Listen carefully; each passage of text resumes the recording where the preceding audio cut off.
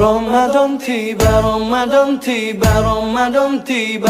Marhaban ya Ramadan, marhaban ya Ramadan, marhaban ya Ramadan, marhaban ya Ramadan. Ramadan tiba, Ramadan tiba, Ramadan tiba. Marhaban ya Ramadan, marhaban ya Ramadan, marhaban ya Ramadan, marhaban ya Ramadan. Assalamualaikum warahmatullahi wabarakatuh. Bismillahirrahmanirrahim. Alhamdulillahirabbil alamin. Wassalatu wassalamu ala asyrafil anbiya wal mursalin sayyidina wa maulana Muhammadin wa ala alihi wa ashabihi ajmain. Alhamdulillah, pada kesempatan hari ini puasa di hari ke-6 kita masih diberikan kekuatan oleh Allah Subhanahu wa taala, kesempatan sehingga dapat beraktivitas bagaimana biasa. Semoga Allah Subhanahu wa taala menerima amal ibadah kita sekalian. Amin ya rabbal alamin.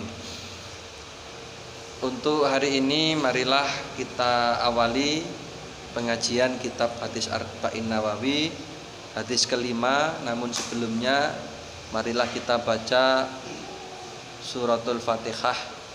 Semoga Allah Subhanahu wa taala memberikan ilmu yang bermanfaat dan barakah. Amin ya rabbal alamin. Ila hadratin Nabil Mustafa Sayyidina Maulana Muhammadin sallallahu alaihi wasallam wa ila hadrati abai wa mati wa zurriyatihi wa ikhwanihi minan nabiyina muslim wa ali kulli wa ashabi kullina wa tabi'i tabi'ina bi ihsan ila yaumil wa ila hadrati al-malaikati mustaqimina wa qalatin wa ila ruhil ulama'il amilina wa syaikhil rasulillah.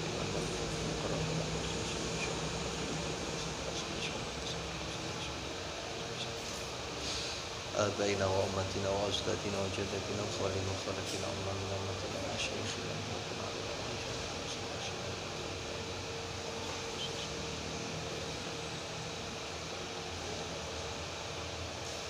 خصوصا خاصة إلى شيخنا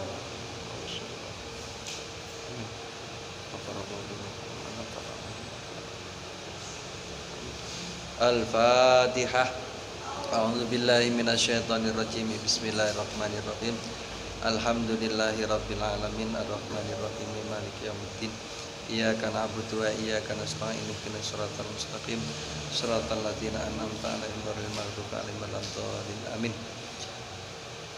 Bismillahirrahmanirrahim. Al hadisul khamisu utawi iki iku hadis kang kaping 5. An ummil mukminina Ummi Abdillah Aisyah radhiyallahu anha, saking ummil mukminin Ummi Abdillah Aisyah radhiyallahu anha. Qalat, ngendika sapa Aisyah, qala dawuh sapa Rasulullah sallallahu alaihi wasallam, man utawi sapa wonge iku ahdasa ngenyar-ngenyari sapa man fi amrina ing dalem agama ingsun. Ada rupane iki agama Islam ma ing barang laisa kang ora ana apa ma iku minhu saking amrina wa huwa mongko utawi ma iku raddun den tolak. Rawahu ngriwayatake ing hadis sapa Al-Bukhari Imam Bukhari wa Muslimun lan Imam Muslim. Wa fi riwayatin lan iku ing dalem riwayat kang weneh di Muslimin kedue Imam Muslim, man amila utawi dawuh man amila, man utawi sapa wonge iku amila amal sapa man amalan kelawan amal laisa kang ora ana iku alaihi ing atase amal apa amruna perkara ingsun, bahwa mongko utawi amal iku raddun den tolak. Hadis yang kelima ini diceritakan dari Sayyidah Aisyah radhiyallahu anha.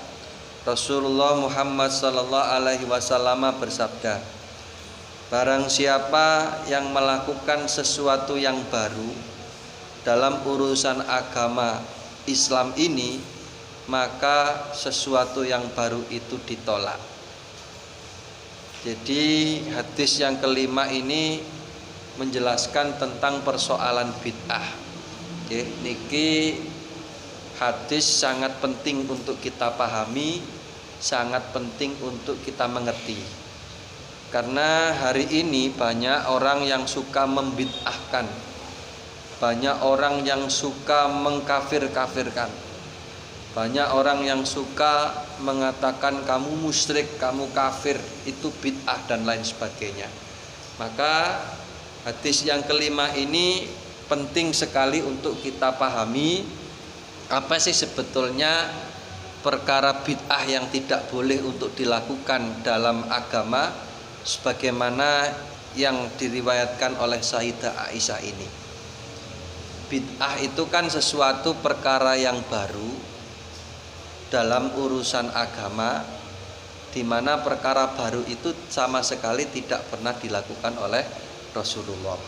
Itu namanya bid'ah. Jadi barang sing gak dilakoni karo Kanjeng Nabi, barang sing gak diajarno karo Kanjeng Nabi, kemudian kita lakukan, itu namanya perkara yang baru. Dan perkara yang baru itu disebut dengan bid'ah. Pertama yang perlu kita pahami adalah sesuatu yang tidak dilakukan oleh Rasulullah itu tidak bisa kita pahami dan kita vonis bahwa sesuatu itu adalah haram hukumnya. Oke. Barang sing gak dilakoni karo Kanjeng Nabi niku bukan berarti barang itu hukumnya haram. Sebab Kanjeng Nabi mboten nglakoni niku banyak faktor. Bisa jadi hal itu tidak dilakukan oleh Rasulullah karena memang Rasulullah itu takut kalau sesuatu itu nanti akan menjadi wajib. Sehingga kalau itu menjadi wajib akan memberatkan kepada umatnya. Misalkan contoh masalah sholat taraweh. Dalam persoalan sholat taraweh ini, Kanjeng Nabi selama 30 hari di bulan suci Ramadan, Kanjeng Nabi niki menurut satu riwayat keluar itu ada yang mengatakan cuma 3 kali, ada yang mengatakan keluar ke masjid itu cuma 2 kali. Ada yang mengatakan Kanjeng Nabi niku keluar di malam ke-25 dan ke-27. Ada yang mengatakan keluar di malam ke-25, 27 dan 29. Nah, itu menurut kisah ketika pertama kali Kanjeng Nabi itu keluar rumah datang ke masjid, para sahabat yang melihatnya itu merasa senang karena mereka bisa beribadah di malam bulan suci Ramadan bersama dengan Kanjeng Nabi. Lah karena mereka itu merasa senang, keesokan harinya kabar itu disampaikan kepada sahabat-sahabat yang lain. Nah, sahabat-sahabat yang lain itu begitu mendengar kabar tersebut nggih antusias karena memang sahabat-sahabat dulu itu semangat. Nek ibadah niku semangat apa meneh ibadah niku bareng-bareng karo Kanjeng Nabi. Ditunggu di hari kedua oleh mereka ternyata Kanjeng Nabi nggak keluar. Akhirnya di hari yang selanjutnya yaitu malam ke-27 para sahabat menunggu dan ternyata Kanjeng Nabi pada saat itu keluar rumah untuk datang ke masjid. Sehingga mereka semuanya semangat untuk beribadah bersama dengan Kanjeng Nabi, yaitu melaksanakan sholat sunnah. Lah kemudian setelah itu para sahabat menunggu terus sampai pada akhirnya Kanjeng Nabi nggak keluar-keluar oleh salah seorang sahabat. Bahasane nek cara santri niku bengok-bengok. Bae menawa Kanjeng Nabi niku mboten keluar karena ada sesuatu. Tapi ternyata Kanjeng Nabi nggih mboten metu-metu. Sampai pada akhirnya ada sahabat sing rontok ndablek niku nyawat pintu rumahnya Kanjeng Nabi. Sehingga Rasulullah keluar. Jadi cara arek kene niku daleme Kanjeng Nabi niku disawat. Dadi malih apa ya ini mungkin cara bahasane santri ya rontok mokong ngono kira-kira ya. Rontok mokong, rontok ndablek. Jadi dalamnya Kanjeng Nabi ini disawat. Akhirnya Kanjeng Nabi keluar rumah. Jadi Kanjeng Nabi kemudian marah. Lapo awakmu kok sampai nyawat-nyawat omaku barang iki lapo? Akhirnya sahabat matur, anu Kanjeng Nabi kok jenengan ket wau kula entosi mboten medal-medal. Kenging napa Kanjeng Nabi? Lho, awakmu iki piye to? Aku iki gak metu-metu teko omah krana aku iki khawatir nek sampai sholat sunnah iki tak lakoni terus menerus akan menjadi satu kewajiban dan itu akan memberatkan kalian semuanya. Niku sholat sunnah sing sakniki disebut dengan sholat sunnah tarawih. Jadi Kanjeng Nabi mboten metu niku nggih memang ada satu sebab. Karena kalau sholat sunnah itu dilakukan terus menerus oleh Rasulullah, nanti dikhawatirkan sholat itu akan menjadi satu kewajiban bagi umatnya. Sementara kita sendiri melihat wong hukume sunnah ae sing gak teko akeh apa maneh iku diwajibno. Napa gak tambah nanti menjadikan umatnya Kanjeng Nabi berlomba-lomba dalam melakukan perbuatan dosa kan? Nah nek saniki tarawih mawon hari pertama kan musola kebek. Masjid-masjid kebek. Tapi di terus-terusno tambah suwe tambah kothong. Tambah suwe tambah gak ono sing tarawih kan? Wong sak kebek-kebeke musola, sak kebek-kebeke masjid antarane sing tarawih mbek gak tarawih jumlahnya tetep akeh sing mboten tarawih kan. Nah niki hukume sunnah. Lah nek misale wajib Pak berarti akeh sing melakukan perbuatan dosa karena tidak menjalankan sholat sunnah tarawih. Jadi makanya Kanjeng Nabi mboten ngelampahi satu ibadah itu karena bisa jadi Kanjeng Nabi niku takut kalau itu nanti dilakukan oleh Kanjeng Nabi justru akan memberatkan kepada umatnya. Dan bisa jadi faktornya bukan itu Kanjeng Nabi mboten nglakoni. Niku bisa jadi karena memang keterbatasan Rasulullah. Wong Kanjeng Nabi niku sing diurusi kathah. Beliau itu utusan Allah, mimpin dalam hal urusan agama. Kanjeng Nabi niku nggih mimpin dalam urusan masalah kepemimpinan dunia. Jadi Kanjeng Nabi niku dadi pimpinane urusan agama, ya dadi pimpinane urusan dunia karena Kanjeng Nabi itu sebagai seorang khalifah. Nah ini kan tentu kalau kita bayangkan betapa banyak hal-hal yang harus diselesaikan oleh baginda Rasul. Sehingga bisa jadi perkara itu tidak dilakukan oleh Kanjeng Nabi karena keterbatasan waktu beliau. Atau bisa jadi karena memang Kanjeng Nabi itu tidak melakukannya karena keterbatasan fisik. Dalam arti manusia biasa. Kanjeng Nabi itu kan salah satu sifat beliau adalah sifat a'radul basyariyah. Ya wis kaya lumrahe menungso kan Kanjeng Nabi ya sakit, Kanjeng Nabi ya tetap nyambut gawe. Kanjeng Nabi ya punya istri, punya anak. Artinya apa? Waktu beliau ini dibagi untuk umatnya juga dibagi untuk keluarganya.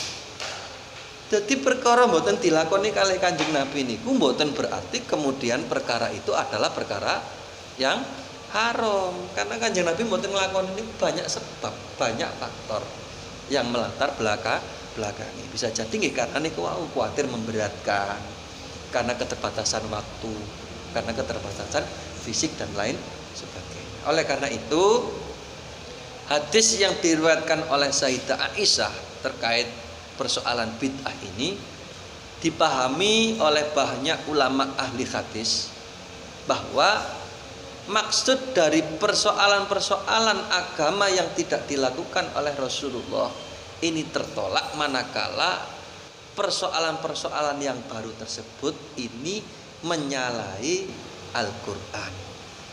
Apabila persoalan yang baru ini menyalahi al-hadis, atau persoalan-persoalan baru niki menyalahi ijma' para ulama atau asarus sahabat. Kalau tidak menyalahi ya tidak ada masalah. Betul loh, nggih.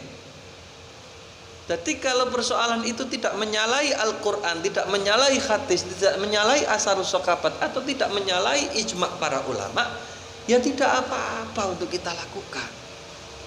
Sebab kalau kita harus meniru plek seperti apa yang dilakukan oleh Rasulullah, betapa sulitnya kita dalam hidup ini. Sampai ibadah haji misalnya, contoh, nek niru Kanjeng Nabi kan berarti sampai tumpakane gawe unta. Lawang Indonesia ibadah haji gawe unta, kapan tutuke? Gitu. Misalkan kalau kita harus plek mengikut kepada Rasulullah, betapa sulit kita untuk membaca Al-Quran. Sementara Al-Quran yang menjadi mushaf seperti yang kita baca saat ini itu adalah dikumpulkan ketika masa sahabat Utsman bin Affan. Zaman Kanjeng Nabi gorong ana. Berarti Al-Qur'ane awake dhewe bid'ah dong. Gitu loh ya. Jadi kalau memang perkara baru itu tidak sesuai dengan Al-Quran, tidak sesuai dengan hadis atau asarus sahabat atau kesepakatan ulama, maka itulah perkara yang tertolak atau yang tidak boleh untuk dilakukan. Sahabat Umar sendiri saja melakukan bid'ah kok. Makanya ketika zaman Rasulullah yang namanya sholat sunnah taraweh ini kan dilakukan sendiri-sendiri. Baru dilakukan dengan cara berjamaah itu ketika zamannya sahabat Umar. Bahkan sahabat Umar mengatakan nikmatul bid'ah hadhi. Bid'ah sing nikmat iku ya iki, jare sahabat Umar. Napa? Salat sunah tarawih dengan berjamaah. Dan masih banyak lagi perkara-perkara yang baru yang dilakukan oleh para sahabat atau yang dilakukan oleh para ulama. Mestine kalau sahabat Umar niki tidak mau untuk melakukan perkara yang tidak pernah dilakukan oleh Rasul, maka sholat sunnah tarawih itu tidak akan pernah dilakukan oleh beliau dengan cara berjamaah. Sementara sahabat Umar ini adalah sahabat Rasulullah, beliau termasuk salah satu dari khulafaur rasyidin. Ngeten lho nggih. Repot, Mas. Awake dhewe nek kemudian selalu melakukan perkara yang tidak dilakukan oleh Rasulullah itu bid'ah, ditolak, enggak boleh dan sebagainya. Repot awake dhewe. Mencium Quran bid'ah. Gitu. Karena apa? Rasulullah gak pernah nglakoni. Sementara Quran sing dilakok, sing digawa karo wong biasa ngelokno bid'ah iku ya bid'ah kan. HP sing digawe iku ya bid'ah lho, Pak.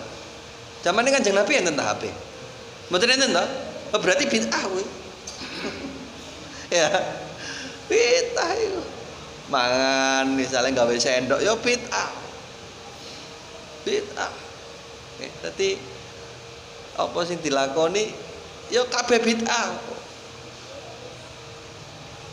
Kalau kita hanya memberikan definisi secara sempit terkait dengan persoalan bid'ah.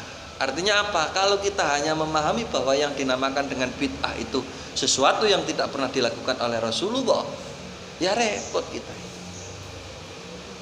Maka kita ikuti pemahaman para ulama ahli hadis, banyak yang memberikan pengertian bahwa yang dimaksud dengan bid'ah itu adalah sesuatu yang baru yang tidak pernah dilakukan oleh Rasulullah dan menyalahi terhadap Al-Quran, Al-Hadis, Asarus Sahabat ataupun ijma' para ulama. Jikalau itu tidak menyalahinya, maka sesuatu itu boleh untuk dilakukan. Misalkan kita berdoa di kita mendoakan orang yang sudah mati, kita melakukan ziarah kubur, kita membaca Yasin untuk orang yang sudah mati.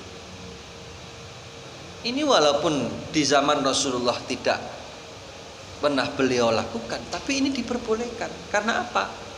Mendoakan orang yang sudah meninggal dunia ini hukumnya boleh, bahkan disunahkan. Oke. Banyak kok hadis itu menjelaskan tentang masalah ini. Dalam Al-Quran juga disebutkan Rabbana ighfir lana wa li ikhwanina alladzina sabaquna bil iman wa la taj'al fi qulubina ghillal lil ladzina amanu Rabbana innaka ra'ufur rahim. Jadi ya Allah, ampunilah dosa kami dan dosa orang-orang yang telah mendahului kami dalam keadaan iman. Dalam hadis Rasulullah dikatakan kuntu nahaitukum an ziyaratil kubur fazuruha. Pada awal-awal Islam ini ada ziarah kubur itu dilarang. Kuntu nahaitukum an ziyaratil kubur. Saya melarang kalian untuk ziarah kubur, oleh. Karena apa? Pada saat itu iman para sahabat masih lemah.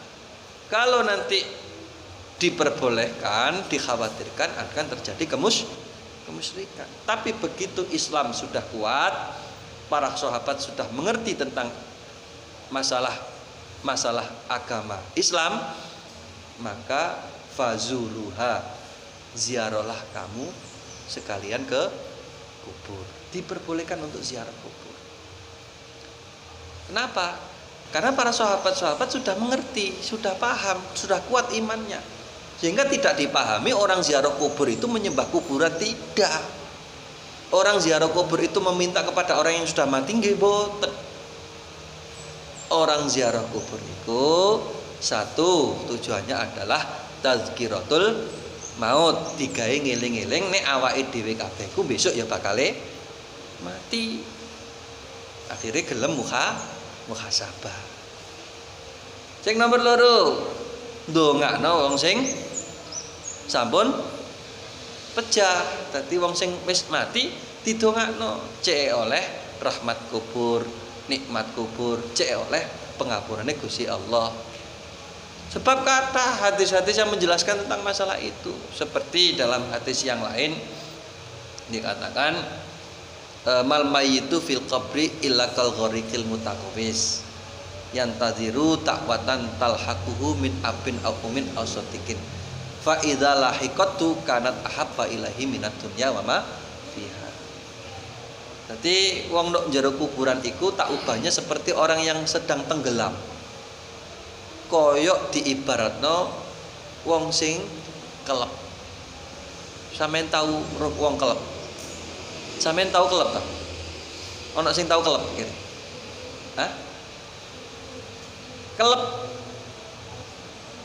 Nek wong kelep niku sing didoleki, sing diarep-arep kira-kira napa? Hah? Nek ana wong kelep, nggih, sing digoleki wong kelep, sing diarep-arep wong kelep niku napa? Pertolongan. Nggih, njaluk tolong, gitu. Masa ana sih wong kelep misale terus njaluk sego goreng. Ana wong aku njuk es teh misale. Aku njuk es campur misale. Ya ora tumen lah wong kelep sing digoleki malah panganan iki wong kelep rondo setengah edan mungkin ya.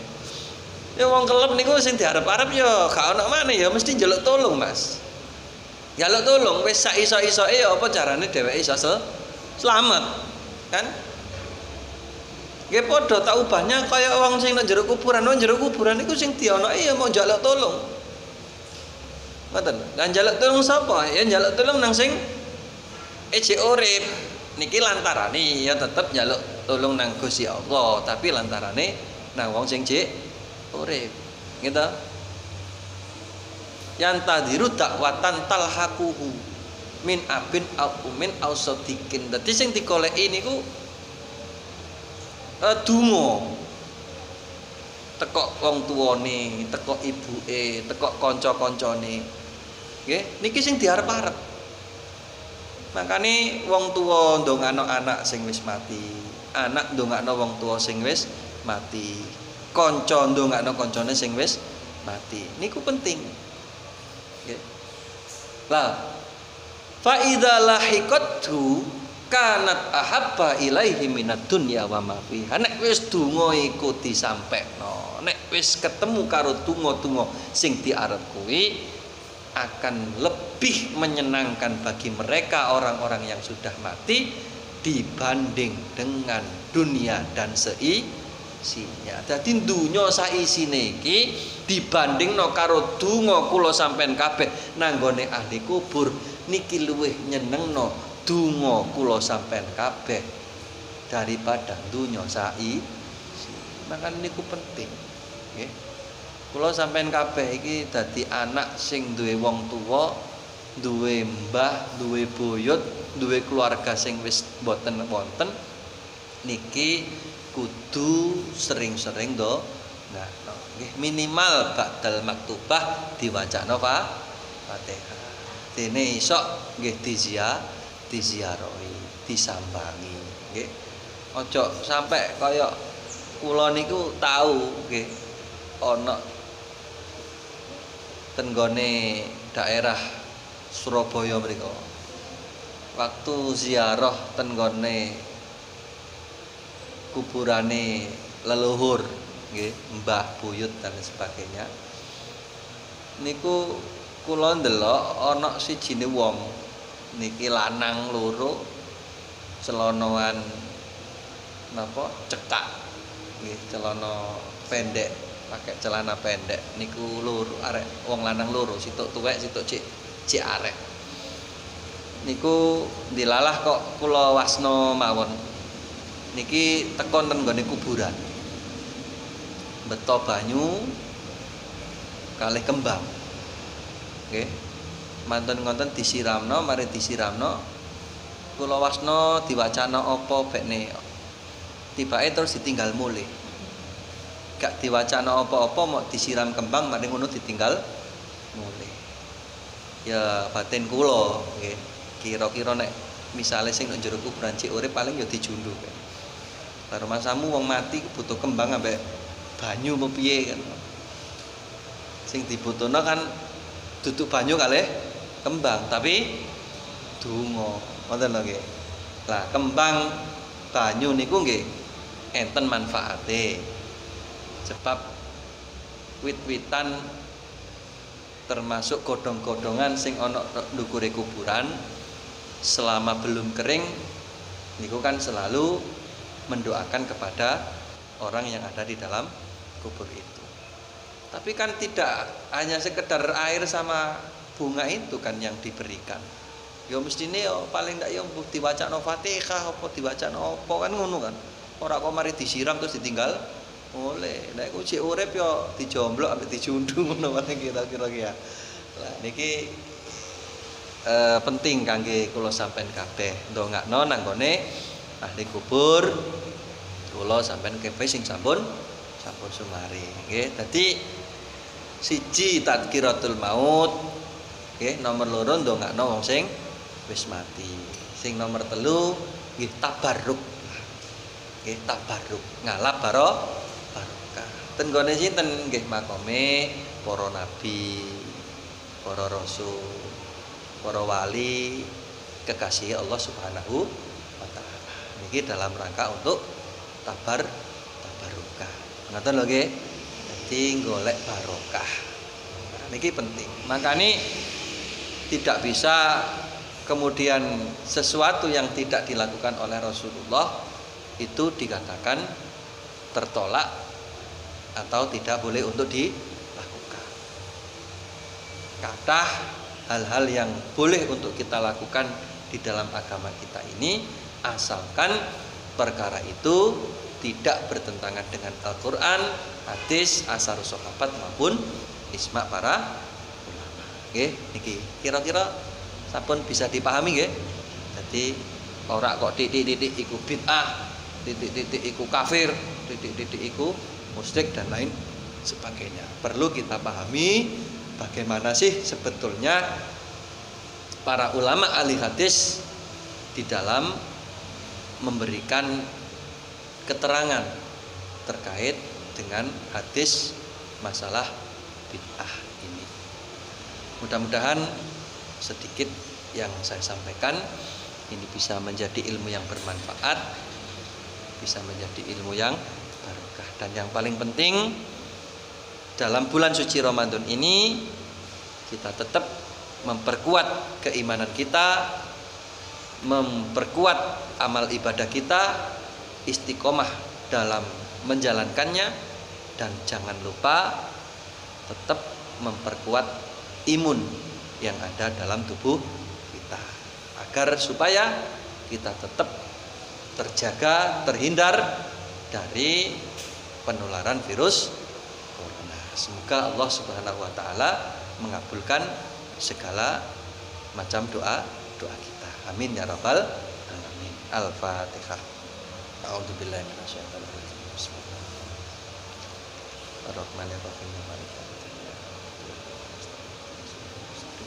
Suratal ladzina an'amta 'alaihim. Amin. Wal afu minkum. Assalamualaikum warahmatullahi wabarakatuh. رمضان تيبا رمضان تيبا رمضان تيبا مرحبا يا رمضان مرحبا يا رمضان مرحبا يا